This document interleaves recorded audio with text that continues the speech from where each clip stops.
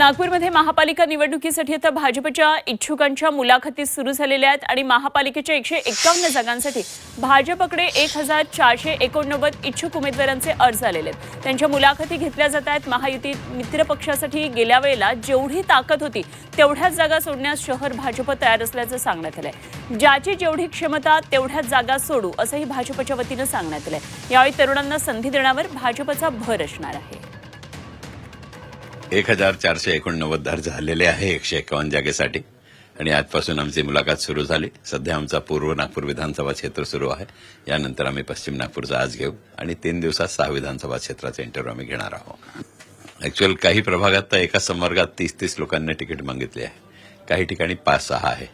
या दृष्टीने इंटरव्ह्यू सगळ्यांचाच घ्यावा लागेल, कारण कोणालाही संधी नाही मिळाली हे इस्टॅब्लिश नाही झाला पाहिजे, म्हणून सगळ्यांसोबत आम्ही चर्चा करत आहोत आणि सगळ्यांशी चर्चा केल्यानंतरच आम्ही आमच्या पूर्ण पार्लमेंटरी बोर्ड बसला आहे त्याप्रमाणे आम्ही समोर निर्णय घेऊ। भारतीय जनता पक्ष नेहमीच युवांना संधी देतात, पण युवांची परिभाषा सुद्धा वारंवार बदलत राहते।